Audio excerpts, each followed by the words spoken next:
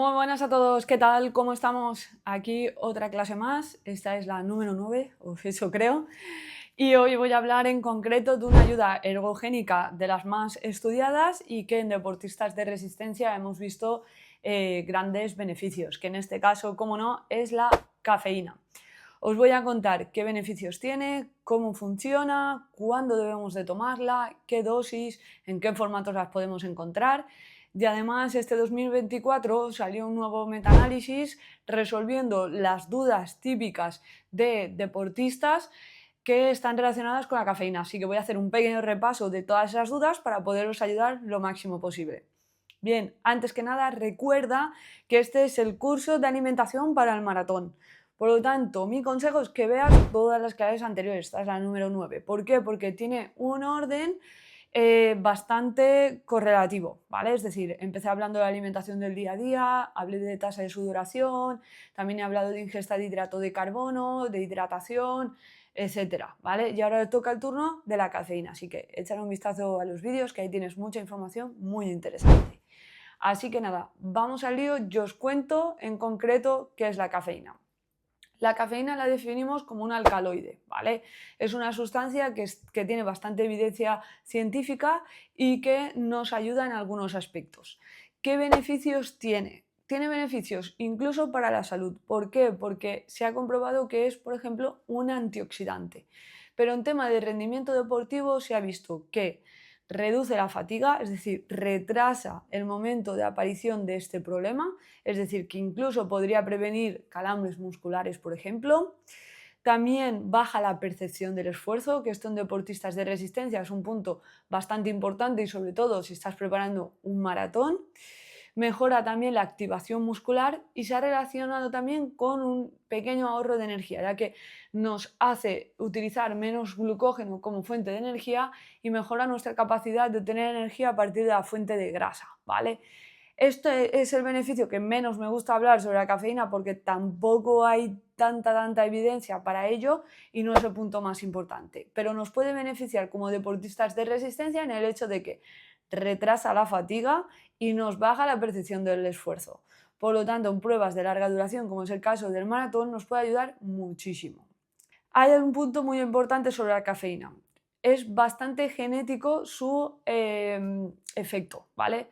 ¿Por qué? Porque la cafeína actúa de una manera muy concreta, que es un antagonista de la adenosina. ¿Y esto qué quiere decir? Pues que depende de cada persona de un factor genético que nos haga mayor efecto o menor efecto, ¿vale? Ya que bloquea estos receptores de adenosina y depende también del número de receptores que tengamos nosotros, nos va a hacer mayor efecto o menor, ¿vale? Aumenta la cantidad de adrenalina por un efecto de las catecolaminas, ¿vale? Y esto es lo que provoca el retraso de la fatiga. Por eso es tan importante esta cafeína en deportes de resistencia. ¿Todos debemos de utilizarla? No. Personas que les produzca taquicardia o que no la hayan probado, que no la utilicen en entrenamientos o incluso en su día a día, yo no la recomiendo. La cafeína es un plus más, es decir, un añadido. Tu rendimiento no debe de depender de esta sustancia. Tu rendimiento depende sobre todo de tu hidratación, sodio y hidrato de carbono. Esto hablando de interactividad, pero además debe estar saludable para preparar esta prueba. Por lo tanto, la alimentación del día a día va a tener un mayor efecto a lo que vaya a tener esta sustancia, ¿vale? Esto es súper importante. ¿Qué dosis debemos de tomar y cuándo tomar la cafeína? Creo que es una de las mayores dudas en deportes de resistencia y que voy a intentar aclararla lo mejor posible. En primer lugar, debes de saber que la dosis, es decir, la cantidad, se debe de realizar de manera individual, ¿vale? Pero hay que tener en cuenta varios factores. El primero de ellos es que la cafeína empieza a hacer efecto a partir de los 45 o 60 minutos, ¿vale? Y dura hasta 2 horas aproximadamente su efecto y tiene un pico de bajada. ¿Esto qué quiere decir? Que en la prueba del maratón, si tú una hora antes del maratón te tomas un café, que suele ser bastante habitual en este tipo de deportistas, deberás de en la siguiente hora, o sea, en la primera hora del maratón, incluir algo de dosis de cafeína. Puede ser 100 miligramos o 200 miligramos. Se ha visto evidencia científica de que ambas dosis tienen bastante efecto y un efecto positivo. Va a depender de cada persona si necesita 100, 200, 150, ¿vale? Y vamos a pautarlo de manera individual. Si la prueba es, o sea, si en este caso el maratón dura más, o sea, es decir, 4 horas, igual puede ser que tengas que meter 2 dosis de 100 miligramos o 2 dosis incluso de 200. Va a depender también del factor genético, de qué cantidad te hace más efecto, menor efecto, o no puedes tomar la cafeína o sí, etcétera. Pero sí que mi recomendación es que si empiezas a tomarla previamente, que continúes tomándola de manera constante, ¿vale? Y cada cuánto va a depender de cada persona. ¿Qué ocurre si no tomamos cafeína previamente al maratón? ¿Qué es? Mi recomendación es dejarlo para una parte media, no una parte final. Una parte final no, porque me ha pasado con muchos deportistas de decirme, oye Andrea, me tomo el gel con cafeína en el kilómetro 30 o 32. Oye, pues te va a hacer efecto en meta. Esto no tiene ningún sentido, ¿vale? Sí que podríamos utilizar, por ejemplo, si vas a hacer el maratón en 3 horas, utilizar en los 60 minutos, por ejemplo, un gel con cafeína y te va a durar ya para toda la prueba, ¿vale? Esos 200 miligramos. Sin embargo, podemos dejarlo, por ejemplo, para la hora y media, que es a mitad de la prueba, ¿vale? Habrá que ver cada deportista cómo lo gestionamos. En pruebas de muy larga duración, como es el caso de ultras, por si acaso hay alguno aquí que está preparando algo de esto, sí que dejamos las dosis de cafeína para el final, ¿vale? Aquí mi recomendación es, por ejemplo, hace unas semanas llevé a un deportista a una prueba de ultra que iba a tardar unas 30-35 horas.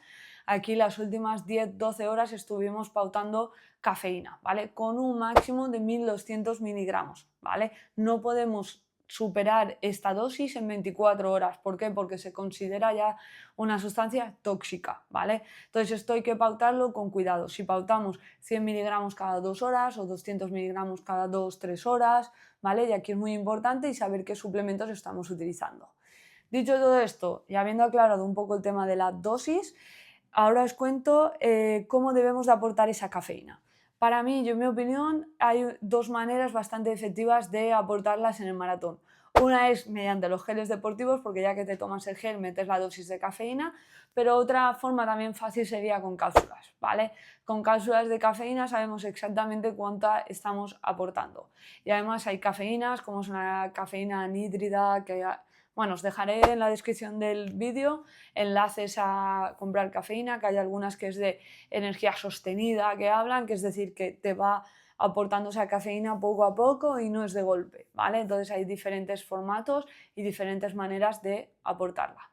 Bien, dicho todo esto, vamos a pasar ahora a resolver las dudas típicas que han resumido en un estudio científico que también lo voy a poner en la descripción del vídeo por si a alguno le interesa y quiere verlo, ¿vale? Y vamos a ver todas las preguntas que se plantean y que suelen aparecer en deportistas no solamente de resistencia, sino de otros tipos de deporte y a ver si os puedo resolver todas las dudas que tengáis sobre esta sustancia. Vamos al lío. Vale, chicos, aquí está el estudio, está todo en inglés, pero yo os lo voy a traducir y vamos a evaluar pues todas las preguntas, ¿vale? Aquí, al fin y al cabo, lo que han hecho es pues las preguntas comunes que se plantean con la cafeína, ¿vale? Con la suplementación de cafeína. Entonces han hecho una evaluación con varios estudios, es decir, es un metaanálisis y vamos a resolver pues algunas dudas. La verdad es que es bastante reciente, se publicó el 11 de marzo de 2024, así que vamos al lío, ¿vale? Aquí hay un pequeño resumen, lo pondré en comentarios, ¿vale?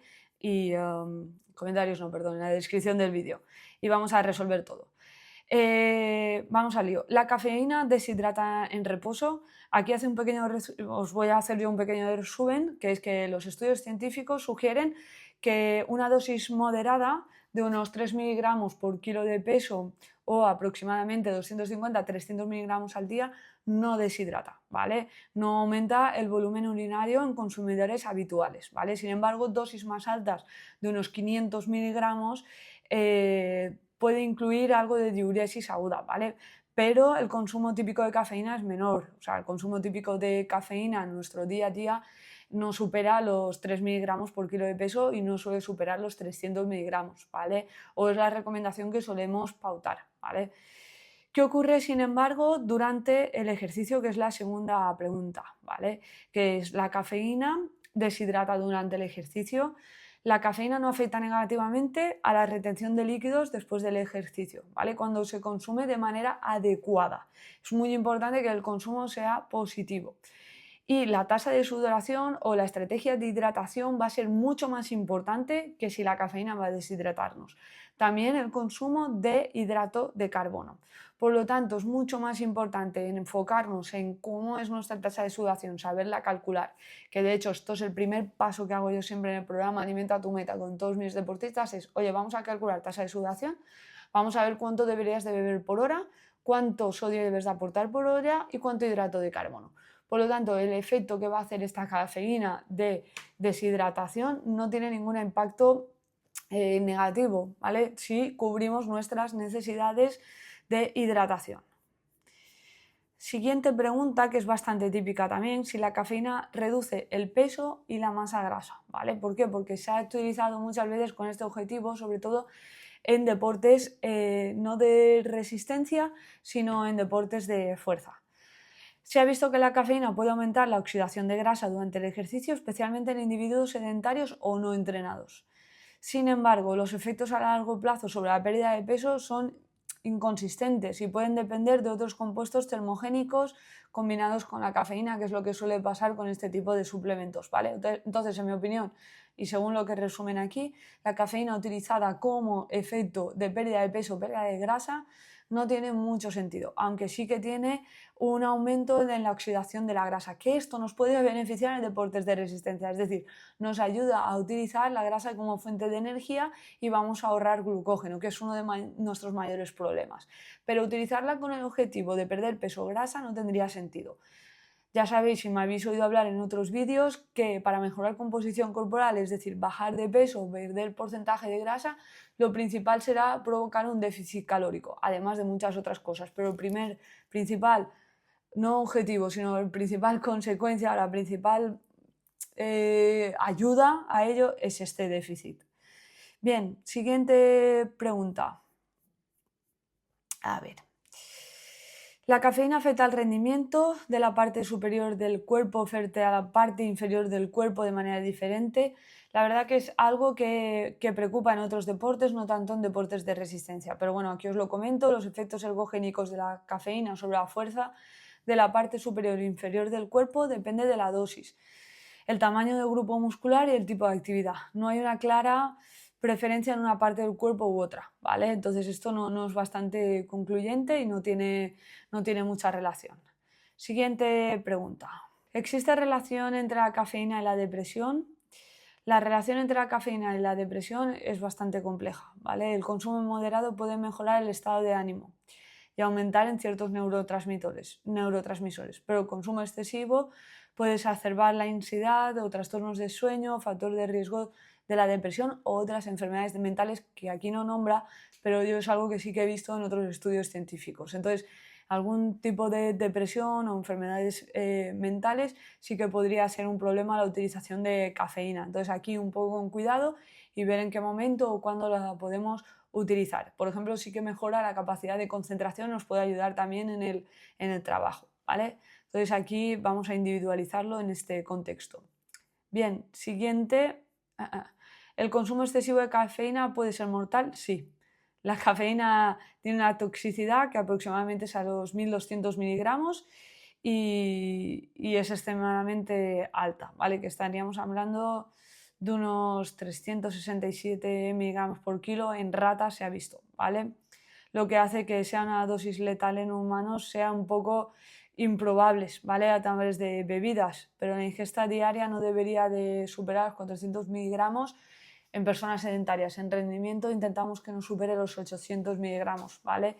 Y yo estos 800 lo pauto en personas que la toleran muy bien, que han entrenado mucho con ella, que utilizan mucha cafeína durante el día a día, ¿vale? Siguiente pregunta es si hay diferencias entre sexo, ¿vale? Existen diferencias de sexo en los efectos de cafeína. Las diferencias en la respuesta de cafeína son no concluyentes, es decir, no sugieren que haya mucha diferencia, ¿vale? Por lo tanto, los efectos ergogénicos no hay diferencia, pero sin embargo sí que algunas investigaciones sugieren diferencias en la farmacocinética y farmacodinámica, ¿vale? De la cafeína, es decir, cómo se utiliza. Pero a nivel ergogénico, es decir, como deportista no nos va a hacer efecto distinto, es más el efecto genético o nuestra genética que va a influenciar que nos afecte de una manera u otra. Vale. Siguiente, el consumo habitual de cafeína incluye en la respuesta el consumo agudo. La mayoría de investigaciones indican que el consumo habitual de cafeína no afecta negativamente a la respuesta ergogénica a la suplementación aguda. Sin embargo, se puede necesitar una dosis mayor, 6-9 miligramos por kilo, para lograr el mismo efecto en consumidores habituales. Esto es de lo que hablaba de rendimiento, ¿vale? En rendimiento deportivo, si una persona está habituado a consumir cafeína, normalmente pautamos hasta 800 miligramos por kilo de peso y día. Hablo de pruebas muy largas, no estoy hablando de la prueba de maratón. Prueba de maratón podremos estar pautando 200, 300, 400 miligramos como mucho durante la prueba, ¿vale? Ok, siguiente. A ver. La cafeína funciona para todos. Bueno, existe variedad individual, que es lo que estaba comentando antes, y hay factores genéticos, estado también de entrenamiento, dosis, momento, ¿vale? Por eso a veces hablamos de que hay que ciclarla, es decir, tomar 3 semanas cafeína, una no tomar, para utilizar el mayor efecto, ¿vale? Entonces, esto es importante, no a todos nos hace el mismo efecto, por lo tanto, pautar la dosis de manera individual es bastante importante. Siguiente, es la relación con problemas cardíacos. La cafeína puede aumentar temporalmente la frecuencia cardíaca y la presión arterial, pero estudios a largo plazo sugieren que el consumo moderado puede tener beneficios cardiovasculares, no problemas, beneficios. Y la variabilidad genética puede influir en el riesgo cardiovascular, no tanto la cafeína. Bien, ¿las mujeres embarazadas deben de evitarlo? Bien, aquí se recomienda que las embarazadas limiten su consumo y no sobrepasar los 200 miligramos al día. Yo muchas veces recomiendo menos, es decir, como mucho un café al día, es decir, 100 miligramos como mucho, mucho, mucho. La cafeína es adictiva, aunque puede causar dependencia. Los síntomas de abstinencia, la evidencia actual no clasifica completamente como una sustancia adictiva según los criterios de DSM-V, ¿vale? Por lo tanto, no la consideramos una sustancia adictiva ni la consideramos una droga, ¿vale? Bien, esperar 1,5 a 2 horas después de despertar para consumir cafeína ayuda a evitar la caída a la tarde. Esto se ha popularizado muchísimo en Instagram y en TikTok hace relativamente poco, que decían que, bueno, por niveles de cortisol deberíamos de tomar la cafeína más tarde. Pues según este metaanálisis, no hay evidencia científica sólida que respalde esta afirmación. El retrasar la cafeína va a ayudarnos en la caída energética, ¿vale? Es decir, la respuesta de la cafeína es altamente individual y depende de cada persona. Por lo tanto, y haciendo un pequeño resumen ya, que aquí he resumido todas las dudas, si no me equivoco, o sea, todas las cuestiones que se planteaban, que aquí está la conclusión, es que, bueno, la cafeína es una sustancia que hace efecto bastante individual porque depende de algunos factores genéticos, la dosis va a depender de cada persona y que es una sustancia que nos puede ayudar en nuestro día a día a mantener nuestra concentración, retrasar la fatiga y en deportes de resistencia puede ser una ayuda ergogénica muy importante. Bien, muchas gracias por estar ahí en otro vídeo más y por ayudarme, así que darle un like por ahí, si tenéis dudas de la cafeína, comenta y no olvides suscribirte a mi canal. Un abrazo a todos y nos vemos en el siguiente vídeo. Chao, chao.